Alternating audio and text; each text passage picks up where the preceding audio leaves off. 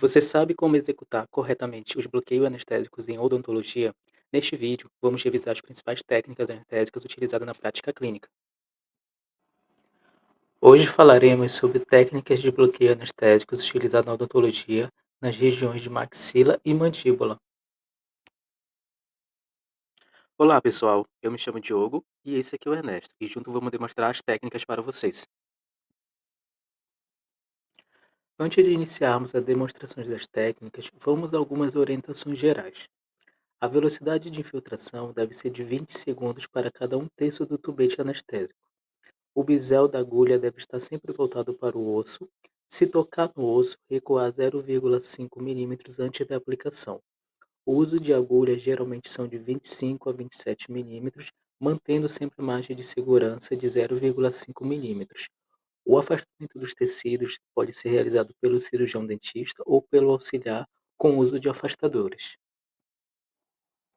Iniciaremos pelas técnicas de bloqueio da região da mandíbula. Algumas considerações importantes. O profissional deve estar devidamente preparado com o uso dos EPIs adequados e instrumentais adequados.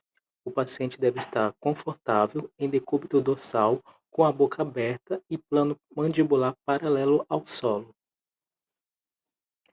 Iniciaremos pelo bloqueio do nervo dentário inferior. No vídeo a seguir, demonstraremos as regiões anatômicas, que deve-se observar a ráfia pterygomandibular e palpar a região da borda anterior do ramo ascendente da mandíbula, e entre essas duas regiões formar uma bissetriz.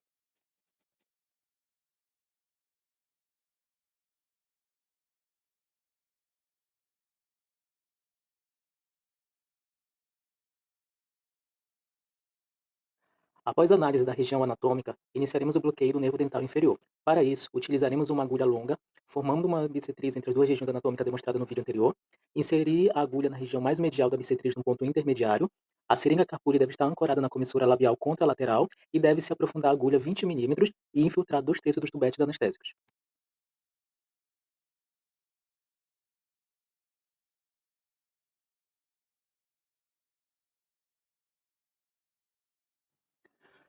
Agora analisaremos, a partir dessa imagem, as áreas que são anestesiadas pelo bloqueio do nervo dentário inferior. Elas incluem polpa dentária, ligamento periodontal, osso alveolar, cortical vestibular e lingual do terceiro ao segundo premolar inferior, regiões do nervo mentual, que inclui periósteo e mucosa vestibular do incisivo central ao primeiro premolar inferior e ipsilaterais, mucosa e pele do lábio inferior e pele do mento, e do nervo incisivo também, que inclui polpa dentária, ligamento periodontal, osso alveolar, cortical vestibular e lingual, do primeiro premolar ao incisivo central. Agora falaremos sobre o bloqueio do nervo lingual. Para bloquear o nervo lingual, a partir da posição do bloqueio do nervo dentário inferior, recua-se 10 milímetros da agulha. Desloque-se a carpule para a linha medial do paciente, mantendo a equidistância entre os planos da mandíbula e maxila. E a partir disso, deposita-se um terço restante do tubete por 20 segundos. O vídeo a seguir vai demonstrar essa técnica.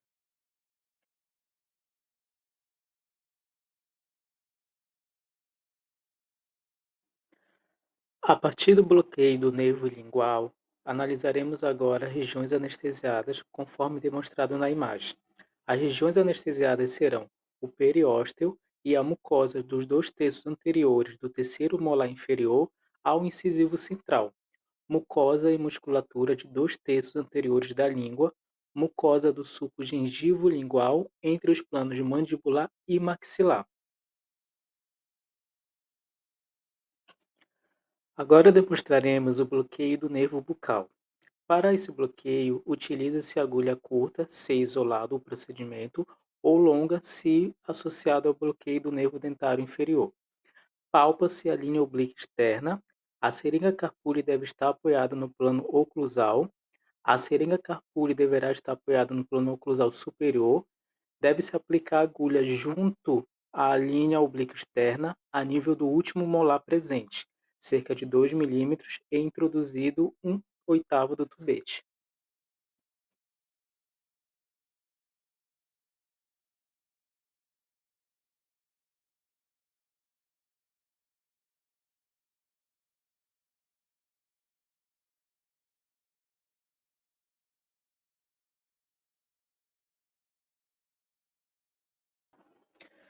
Em relação às regiões anestesiadas pelo nervo bucal, teremos periósteo e mucosa vestibular do terceiro molar inferior ao segundo pré-molar inferior.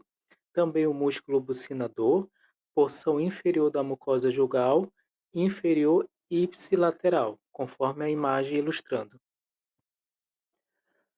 Agora demonstraremos o bloqueio do nervo mentoniano. Para realizar isso, deve-se afastar o lábio inferior e a mucosa jugal com o dedo indicador ou polegar. Deve-se expor a região de fundo de sulco dos pré-molares inferiores. A inserção da agulha será de superior para inferior entre os pré-molares inferiores. O vídeo a seguir irá demonstrar isso.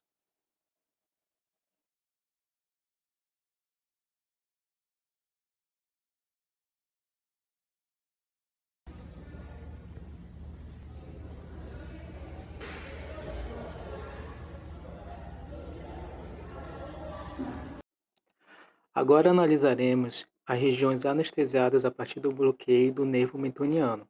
Elas incluem periósteo e mucosa vestibular do incisivo central ao primeiro pré-molar inferior ipsilaterais, mucosa e pele do lábio inferior, pele do mento. Também é anestesiado as regiões do nervo incisivo, que inclui polpa dentária, ligamento periodontal, osso alveolar, cortical vestibular e lingual do primeiro premolar inferior ao incisivo central inferior. Agora vamos falar sobre as técnicas anestésicas da região da maxila. Vamos a algumas orientações gerais. O paciente deve estar confortável em decúbito dorsal. O plano oclusal em 45 graus em relação ao solo. Recomenda-se maior abertura bucal e extensão cervical do pescoço do paciente. A cabeça deverá estar desviada em rotação lateral, favorecendo a visibilidade da região. Iniciaremos com o bloqueio do nervo alveolar superior posterior. Para esse bloqueio, os reparos anatômicos são o sulco vestibular do segundo molar superior e a inserção da agulha será no fundo do sulco do segundo molar superior. O vídeo a seguir irá demonstrar essa técnica.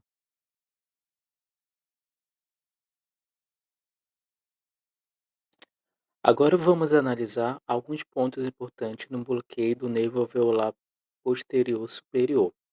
Deve-se utilizar uma agulha longa a fim de manter a margem de segurança adequada.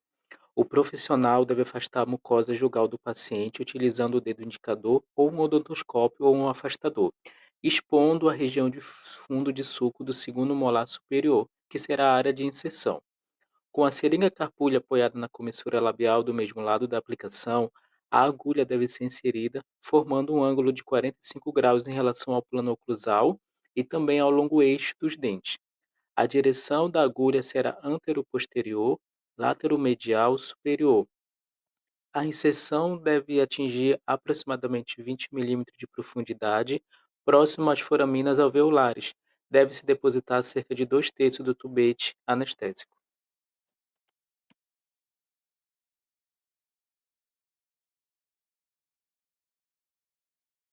Em relação às áreas anestesiadas após o bloqueio do nervo alveolar superior posterior, elas incluem polpa dentária, ligamento periodontal, osso alveolar, as corticais vestibulares e palatina, o periósteo e a mucosa vestibular dos molares superiores do terceiro ao primeiro, com exceção da polpa da raiz mesovestibular do primeiro molar superior.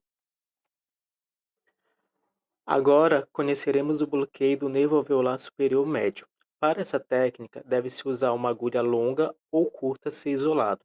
O profissional deve afastar a região jugal com o dedo indicador ou odontoscópio ou utilizando um afastador, expondo agora a região de fundo de sulco entre os premolares superiores, que será a região de inserção da agulha. A agulha irá percorrer o sentido inferior-superior paralelo ao longo eixo dos dentes, em uma profundidade aproximada de 10 milímetros. A solução anestesiada deverá ser depositada nas proximidades das regiões apicais radiculares, usando 2/3 do tubete anestésico. O vídeo a seguir demonstrará essa técnica.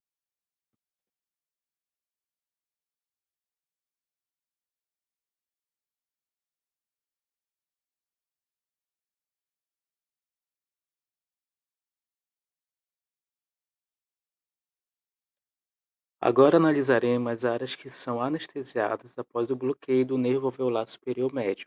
Elas incluem polpa dentária dos premolares superiores, ligamento periodontal dos premolares superiores, osso alveolar associado aos premolares superiores, cortical vestibular e palatina nessa região, periósteo vestibular, mucosa vestibular dos premolares superiores, polpa da raiz mesovestibular do primeiro molar superior. Agora falaremos sobre o bloqueio do nervo alveolar superior anterior, e a técnica-alvo desse bloqueio será o forame infraorbitário. Para esse bloqueio, utilizaremos a agulha longa, o alvo será exatamente o forame infraorbitário. As referências anatômicas para esse bloqueio será 10 milímetros abaixo da sutura zigomático-maxilar, linha entre a pupila e o longo eixo do segundo premolar superior ipsilateral. O ponto de seção da agulha será o fundo de sulco do segundo premolar superior com o lábio superior afastado. A direção da agulha deve contornar a bolsa canina sem tocar no osso. A manobra, em caso de resistência, é recuar e redirecionar a agulha. A profundidade de inserção será de 15 a 20 milímetros e será depositado 2/3 do tubete anestésico. Os vídeos a seguir demonstrarão essa técnica.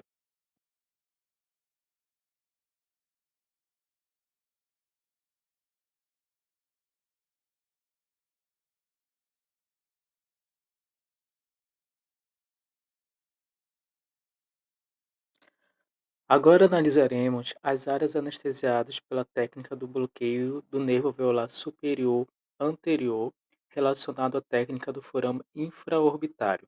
Elas incluem região dentária do canino ao incisivo central superiores ipsilateralmente, polpa dentária, ligamento periodontal, osso alveolar, cortical vestibular e palatina, periósteo, mucosa vestibular. Nas áreas extraorais inclui asa do nariz, lábio superior, pálpebra inferior. Uma observação importante é que poderá ter anestesia adicional das regiões do nervo alveolar superior médio, e elas incluem polpa, ligamento periodontal, osso alveolar, cortical vestibular e palatina, periósteo e mucosa vestibular dos pré-molares superiores, e também a polpa da raiz mesovestibular do primeiro molar superior. Agora conheceremos o bloqueio do nervo nasopalatino. Para essa técnica, deve-se utilizar uma agulha curta. O alvo é o forame incisivo abaixo da papila incisiva. A inserção da agulha será no ângulo de 45 graus, lateralmente à papila incisiva. O corpo da seringa ficará próximo à comissura labial. A penetração será de aproximadamente 5 milímetros. O volume anestésico será até se alcançar a isquemia local, depositando no máximo um quarto do tubete anestésico. O vídeo a seguir demonstrará essa técnica.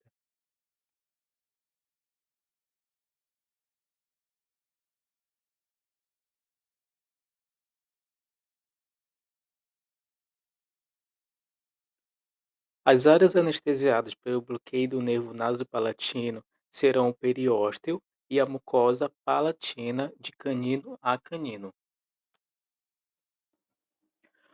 O próximo nervo que iremos estudar será o nervo palatino maior. Ele será bloqueado a partir da utilização de uma agulha curta.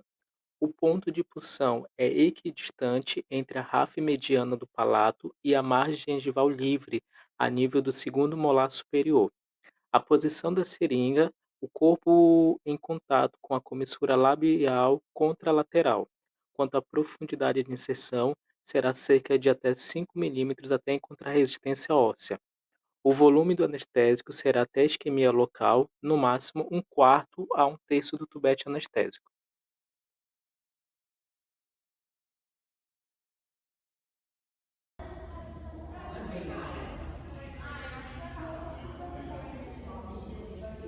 Ai. Quanto às regiões anatômicas anestesiadas serão periósteo palatino e mucosa palatina, de primeiro premolar a terceiro molar superiores ipsilaterais.